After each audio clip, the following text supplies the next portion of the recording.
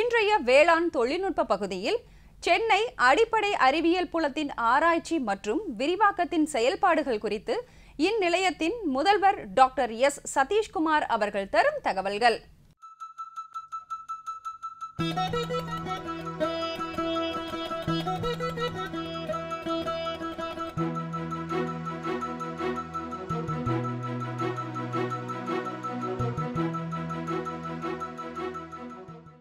தமிழ்நாடு கால்நடை மருத்துவ அறிவியல் பல்கலைக்கழகத்தின் ஒரு அங்கமாக விளங்குவது இந்த அடிப்படை அறிவியல் புலம், அதாவது ஃபேக்கல்டி ஆஃப் பேசிக் சயின்ஸ்னு சொல்லுவோம். இந்த அங்கத்தின் கீழ் 5 தனித்துவமான முக்கியமான துறைகள் உள்ளன. இது தவிர மைய ஆய்வக பிராணிகளின் கூடமும் இருக்கின்றது. இந்த அடிப்படை அறிவியல் புலத்தின் கீழ் டிபார்ட்மெண்ட் ஆஃப் அனிமல் பயோடெக்னாலஜி, அதாவது உயிர் தொழில்நுட்பவியல் துறை, வைல்ட் லைஃப் சயின்ஸ், அதாவது வனவிலங்கியல் துறை, animal husbandry economics and business management, அதாவது கால்நடை பராமரிப்பு, பொருளாதாரம் மற்றும் வணிக மேலாண்மை துறை, அனிமல் ஹஸ்பண்ட்ரி ஸ்டாட்டிஸ்டிக்ஸ் மற்றும் கம்ப்யூட்டர் அப்ளிகேஷன்ஸ், அதாவது கால்நடை பராமரிப்பு, புள்ளியியல் மற்றும் கணினி செயல்பாடுகள் குறித்த துறையும் உள்ளது. இது தவிர முக்கியமான டிபார்ட்மெண்ட் ஆஃப் அக்ரானமி, அதாவது உளவியல் துறை, பண்ணையாளர்களுக்கு மிகவும் நெருக்கமான உளவியல் துறையும் இந்த புலத்தின் அடியில் கீழ் வருகின்றது. எங்களுடைய இத்தனை துறைகளிலும் நாங்கள் மேற்கொள்வது பிரதானமான செயல்பாடுகள் என்னவென்றால் கல்வி, ஆராய்ச்சிகள் மற்றும் விரிவாக்கம். கல்வி என்று எடுத்துக்கொள்ளும் பொழுது புள்ளியியல் துறை மற்றும் உளவியல் துறையை தவிர மற்ற அனைத்து துறைகளிலும் கால்நடையை இளங்கலையாக பயின்ற மாணவர்களுக்கு முதுநிலை பட்டமும் முனைவர் பட்டமும் வழங்குகின்ற கல்வியை நாங்கள் வழங்குகின்றோம். நாங்கள் பட்டய மேற்படிப்பு, அதாவது போஸ்ட் கிராஜுவேட் டிப்ளமோ என்று சொல்லுகின்றோம். அதற்கு தொலைதூர கல்வி மூலம் ஒரு துறையும் இது தவிர தொலைதூர கல்வியில் போஸ்ட் கிராஜுவேட் டிப்ளமா என்று சொல்லப்படுகின்ற ஒரு பட்டய படிப்பும் முழு நேர போஸ்ட் கிராஜுவேட் டிப்ளமா பட்டய படிப்பும் உயிர் தொழில்நுட்பவியல் துறையில் வழங்கப்பட்டு வருகின்றது. இதன் மூலம் கால்நடையில் இளங்கலை முடித்தவர்களுக்கும் அறிவியல், கலை அறிவியல் படித்த மாணவர்களுக்கும் கல்வி சார்ந்த சேவைகளை இந்த புலம் மூலம் நாங்கள் வழங்கி கொண்டிருக்கின்றோம். இது தவிர பிரதான செயல்பாடாக, இந்த அடிப்படை அறிவியல் புலத்தின் பிரதான செயல்பாடாக ஆராய்ச்சிகளை குறிப்பிடலாம். முக்கியமாக உயிர் தொழில்நுட்பவியல் துறையில் பயோடெக்னாலஜி, அனிமல் பயோடெக்னாலஜி துறையில் கால்நடைகளுக்கு ஏற்படும் நோய்கள், அது நச்சுயிரி நோய்களாக இருக்கலாம், பாக்டீரியா நோய்களாக இருக்கலாம், அதற்கான மூலக்கூறு ஆய்வகங்கள், அதாவது அடிப்படை ஆய்வுகள், பேசிக் ரிசர்ச் என்று சொல்லக்கூடிய அடிப்படை ஆய்வுகள், மூலக்கூறு சார்ந்த ஆய்வுகளை, நுணுக்கமான ஆய்வுகளை நாங்கள் நடத்தி கொண்டிருக்கிறோம். இதற்கு முக்கிய காரணம் என்னவென்றால் இந்த நோய்களை எவ்வாறு கண்டறிவது, இந்த நோய்களின் தாக்கம் எந்த அளவுக்கு பண்ணையாளர்களை பாதிக்கும், இதற்கான அடிப்படை ஆய்வுகள் இல்லாமல் நாம் களத்தில் இறங்கினால் அதற்கான முடிவு சரியாக இருக்காது. இந்த அடிப்படை ஆய்வுகளை கொண்டுதான் நாம் அதற்கு மேல் நம்மளுடைய சிகிச்சை முறைகளை கட்டமைப்பு செய்ய முடியும். அதற்காக குறிப்பாக சொல்ல வேண்டும் என்றால் ரேபிஸ் நோய், வெறி நோய் என்று சொல்லக்கூடிய நாய்களுக்கும் மற்ற கால்நடைகளுக்கும் வரக்கூடிய இந்த ரேபிஸ் நோய், இதனை கண்டறிவதற்கு நம்மளுடைய இந்த துறையில், உயிர்நுட்பவியல் துறையில் NABL என்று சொல்லக்கூடிய தேசிய முகமையின் அங்கீகாரம் பெற்ற, பதிவு பெற்ற ஆய்வகம் உள்ளது.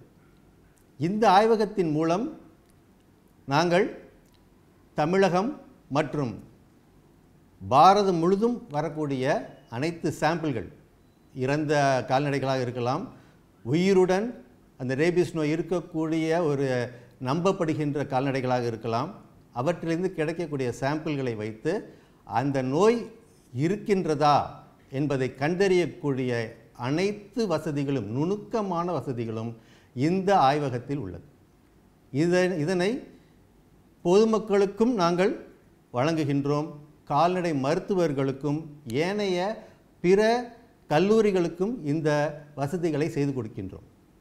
இது தவிர முக்கியமாக பண்ணையாளர்களுக்கு தேவை என்றால், பன்றிகளில் குட்டிகளை விசிறும் நோய், அபாஷன் சொல்லுவோம், கண்ணுக்கு தெரியாமல், நமக்கு கண்ணுக்கு தெரியாமே இருக்கக்கூடிய ஒரு முக்கியமான ஒரு நோய். இதனால் பண்ணையாளர்களின் பல பேருக்கு அதில் லாபம் இல்லாமல் போகின்றது அந்த தொழில். இதனை கண்டறியக்கூடிய ஆய்வகம் நம்மளுடைய உயர் தொழில்நுட்பவியல் துறையில் உள்ளது. இதற்காக பல பண்ணையாளர்கள், பன்றிகளை வளர்க்கும் பல பண்ணையாளர்கள் இதன் மூலம் பயனடைந்துள்ளனர்.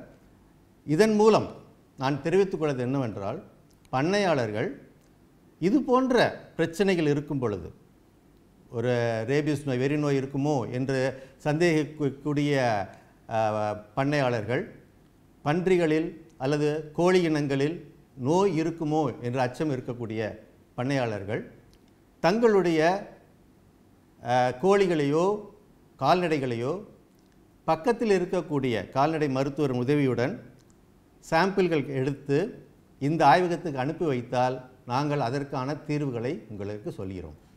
இது முக்கியமான ஒரு விஷயம். இதை தாண்டி பண்ணையாளர்களுக்கு நேரடியாக பயனுள்ளக்கூடியது முக்கியமான ஒரு விஷயம், இனப்பெருக்கத்தில் மலட்டுத்தன்மை. இந்த ஆய்வகத்தில், உயிர் தொழில்நுட்பவியல் ஆய்வகத்தில் நாங்கள் முதலில் இந்தியாவிலேயே முதலில் நம்மளுடைய கலப்பின மாடுகளில் அந்த ஓவரி என்று சொல்லக்கூடிய சூலகத்தின் செயல்பாடுகள் எப்படி உள்ளது என்பதை அல்ட்ராசவுண்ட் ஸ்கேன் மூலம் முதலாக பதிவு செய்து, இதன் மூலம் மலட்டுத்தன்மைக்கான காரணங்கள் என்னவாக இருக்கும், அதை நீக்குவதற்கான காரணங்கள் என்னவாக இருக்க முடியும் என்பதை ஆய்வு செய்து மிக முக்கியமான தெளிவான முடிவுகளை நாங்கள் பண்ணையாளர்களுக்கு வழங்கி வருகிறோம். சினை பிடிக்காமல் இருப்பதற்கு முக்கியமான காரணமாக கருதப்படுவது அந்த அண்ட விடுப்பு என்று சொல்லக்கூடிய ஓவுலேஷன் தள்ளி போவது தான். இதை நாம் இந்த அல்ட்ராசவுண்ட் ஸ்கேன் மூலம் தெளிவாக நுணுக்கமாக அறிந்துள்ளோம். இதன் மூலமாக தான் மாடுகள் பருவத்தில் இருக்கும் பொழுது 2 நாட்கள் சினையூசி போடுங்கள், கருவூட்டல் செய்யுங்கள், உங்கள் மாடு சினைப்பிடிப்பதற்கு 30% வாய்ப்புகள் அதிகம் உள்ளது என்பதை தெளிவாக நாங்கள் இந்த ஆய்வுகள் மூலம் தெரிவித்துள்ளோம். அதற்கு முக்கியமான காரணம் இந்த துறையில் நாங்கள் மேற்கொண்ட அந்த அல்ட்ராசவுண்ட் ஸ்கேன் மூலம் மேற்கொண்ட தெளிவான ஒரு ஆய்வுகள் தான். இது தவிர ஆய்வகத்தில் இளங்கரு உருவாக்கம், IVF என்று சொல்லக்கூடிய முக்கியமான ஒரு தொழில்நுட்பம், இதனையும் இந்த துறையின் மூலம் நாங்கள் செய்து கொண்டு வருகின்றோம். அதுபோல இது தவிர அடிப்படை ஆய்வுகளான செல் கல்ச்சர் என்று சொல்லக்கூடிய திசு வளர்ப்பு மற்றும் ஏனைய ஆய்வுகள், மாலிகுலர் லெவல் மூலக்கூறு அளவிலான ஆய்வுகள் நடத்தப்பட்டு வருகின்றன. இதனை ஆய்வுகளாக மட்டுமல்லாமல் பிற கல்லூரிகளில் உள்ள பிடெக் மாணவர்களாக இருக்கலாம் அல்லது கலை அறிவியல் மாணவர்களாக இருக்கலாம், அவர்களுக்கு நாங்கள் பயிற்சி அளிக்கின்றோம். 5 நாட்கள், 10 நாட்கள், 2 வாரம், 3 வாரம், 3 மாதம், 6 மாதம், இது போன்ற பல காலகட்டங்களில் நாங்கள் பயிற்சியை அளித்து வருகின்றோம். இதனை மாணவர்கள் பயன்படுத்தி கொள்ளலாம். வருடந்தோறும் நடக்கின்ற பயிற்சிகள், இது மாணவர்கள் பயன்படுத்தி கொள்ளலாம். இது தவிர முக்கியமான உளவியல் துறையில், அக்ரானமியில் பண்ணையாளர்களுக்கு நேரடியாக கால்நடை சம்பந்தமாக உளவியலில் என்ன செய்ய முடியும், கால்நடைகளை பொறுத்த வரைக்கும் முக்கியமானது பசுந்தீவன பயிர்கள். அதற்கான ஆராய்ச்சிகள் முழுமையாக இந்த அடிப்படை அறிவியல் புலத்தின் மூலம் நடந்து கொண்டு வருகின்றது.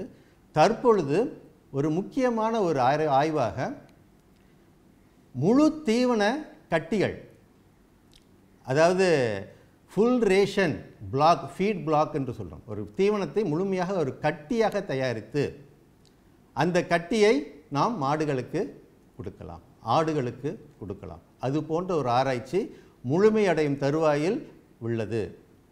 இன்னும் ஓரிரு மாதங்களில் அது பயன்பாட்டுக்கு கொண்டு வரக்கூடிய அளவிற்கு அது முழுமையான வெற்றிகரமான ஒரு ஆய்வாக நாங்கள் கருதுகின்றோம்.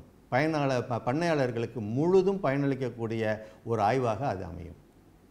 இது தவிர மூலிகைகளை பயன்படுத்தி, அதே தீவனக்கட்டியில் மூலிகைகளை பயன்படுத்தி மாடுகள் ஆடுகளுடைய இனப்பெருக்க மேலாண்மையை அதிகப்படுத்துவதற்கு, அதனுடைய தன்மையை அதிகப்படுத்துவதற்கான ஆய்வுகளும் மேற்கொள்ளப்பட்டு வருகின்றன. எதற்காக சொல்கிறேன் என்றால், எங்களது ஆய்வுகள் பண்ணையாளர்களை கொண்டு போய் சேர வேண்டும், அதுதான் முக்கியம். மற்றும் விலங்கியல் துறையில் நாங்கள் மேற்கொள்கின்ற ஆய்வுகளும் செயல்பாடுகளும் தனித்துவமானது, வேறெங்கும் இல்லாதது. இதில் என்ன செய்கின்றோம்? முக்கியமாக பண்ணையாளர்களுக்கு, பொதுமக்களுக்கு தேவையானது பாம்புகள் பற்றிய அச்சம் மிகுந்துள்ளது. பாம்புகளை எவ்வாறு கையாள்வது, பாம்புகள் தங்கள் வீடுகளில் வந்தால் அதை எவ்வாறு நாம் கையாள வேண்டும், யாருக்கு தகவல் சொல்ல வேண்டும், வந்தால் அதை பற்றி பயப்படாமல் அதற்கான நாம் எப்படி அணுக வேண்டும், இதற்கான பயிற்சிகளையும் மாணவர்களுக்கும் பொதுமக்களுக்கும் மற்றும் ஏனைய கல்லூரியில் இருக்கக்கூடிய வல்லுநர்களுக்கும் கூட நாங்களே அளிக்கின்றோம். இது ஒரு முக்கியமான ஒரு அங்கம் பாம்புகள். இதை தவிர வனவிலங்கியல் என்று சொன்னால் வரையாடு, யானை, இது போன்ற நம்மளுடைய பிரதேசங்களில் இருக்கக்கூடிய வனவிலங்குகளுக்கான ஆய்வுகளையும் அதனை பாதுகாப்பது, கன்சர்வேஷன் எப்படி செய்ய வேண்டும் எனக்கூடிய ஆய்வுகளையும் நாங்கள் மேற்கொண்டு வருகின்றோம். இது தவிர முக்கியமாக இதில் இன்று நிறைய வீடுகளில் அலங்கார பறவைகள் வளர்த்து வருகின்றோம். அதில் முக்கியமானது பறவை இனங்களும் புறா இனங்களும். இந்த கிளி இனங்களிலும் புறா இனங்களிலும் முக்கியமான ஒன்று, அது ஆணா பெண்ணா என்று அறிவது மிகவும் கடினம். அதனை மாலிகுலர் லெவல் மூலக்கூறுகள் மூலம் டிஎன்ஏ டெஸ்டிங் செய்து நீங்கள் கொண்டு வருகிற எதிலிருந்து எடுக்கின்றோம் என்றால், அதில் இருக்கக்கூடிய இறகுகளை வைத்து, ஒரு பிரச்சனை ரத்தம் எதுவுமே எடுக்க வேண்டாம், அதில் இருந்து இறகுகளை மட்டுமே எடுத்து ஆணா பெண்ணா என்று சொல்லக்கூடிய ஆய்வுகள் செய்து வருகிறோம். இது சோதனை அடிப்படையில் செய்து நாங்கள் சோதனை செய்து அதற்கான முடிவுகளையும் உங்களுக்கு வழங்குகின்றோம். உங்களுடைய கிளி இனங்கள் மற்றும் புறா இனங்களை நீங்கள் இங்கே சென்னையில் இருக்கக்கூடிய கால்நடை மருத்துவக் கல்லூரிக்கு விலங்கியல் துறைக்கு கொண்டு வந்தால் நாங்கள் அதற்கான ஏற்பாடுகளை உங்களுக்கு செய்து உடனே உங்களுக்கு முடிவுகளை அறிவிக்கின்றோம். இது ஒரு முக்கியமான இன்று அந்த கிளி இனங்களையும் புறா இனங்களை வளர்ப்பவர்களுக்கு அதனுடைய முக்கியத்துவம் தெரியும். இது தவிர எங்களுடைய கால்நடை பராமரிப்பு பொருளாதாரத்துறையில் பண்ணையாளர்களுக்கு தேவையான திட்ட வடிவமைப்பு, ஒரு பொருளாதார திட்ட வடிவமைப்பு. ஒரு பண்ணை ஆரம்பிக்க வேண்டும் என்றால், கால்நடை பண்ணையாக இருக்கலாம், மாட்டு பண்ணையாக இருக்கலாம், கோழி பண்ணையாக இருக்கலாம், காடை பண்ணையாக இருக்கலாம், எதுவாக இருந்தாலும் அதை ஆரம்பிப்பதற்கு முன்னால் உங்களுக்கு தேவையானது அதற்கான பொருளாதார கட்டமைப்பு என்ன வேண்டும். உங்களுக்கு பொருளாதாரம் எவ்வளோ வேணும், பொருளாதாரம் எவ்வளோ செலவாகும், எவ்வளோ வரவு வரும், அந்த வரவு செலவு கணக்குகளை நாங்கள் திட்டமிட்டு உங்களுக்கு ப்ராஜெக்ட் ரிப்போர்ட்டாக பல பண்ணையாளர்கள் இன்று கடன் பெறுவோர், வங்கிகளில் கடன் பெறுவோருக்கு கூட இந்த திட்ட வடிவமைப்பு ரொம்ப முக்கியம். அதற்கான சேவையும் நாங்கள் இந்த துறையின் மூலம், இந்த அடிப்படை அறிவியல் புலத்தின் கீழ் இறங்கக்கூடிய இந்த பொருளாதார துறையின் மூலம் நாங்கள் செய்து கொண்டு வருகிறோம். இது மட்டுமல்லாமல் இந்த துறையில் தமிழகம் முழுவதும் மதிப்பீட்டு ஆய்வுகள் நடத்தப்பட்டு வருகின்றன.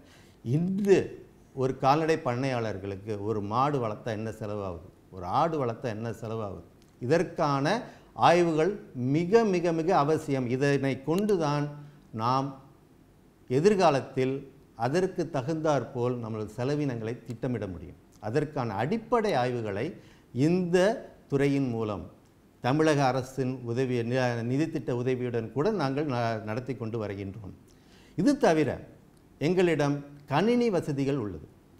இதனை கொண்டு மாணவர்களுக்கு அடிப்படை கணினிகளை பயன்படுத்தும் முறைகள், அதில் இருக்கக்கூடிய செயல்பாடுகள், வளர்ந்த அட்வான்ஸ்டு டெக்னிக்ஸ் என்ன, அதற்கான செயல்பாட்டு முறைகள், அதற்கான பயிற்சிகளையும் நாங்கள் வழங்கி வருகின்றோம். இது தவிர எங்களிடம் இந்த மைய ஆய்வக பிராணிகளின் கூடம் உள்ளது. இதில் பல ஆய்வக பிராணிகள், மைஸ், எலிகள், முயல், இது போன்ற விலங்குகளை கொண்டு ஆராய்ச்சிகள் நடத்துவதற்கான வசதிகள் எங்களிடம் உள்ளது.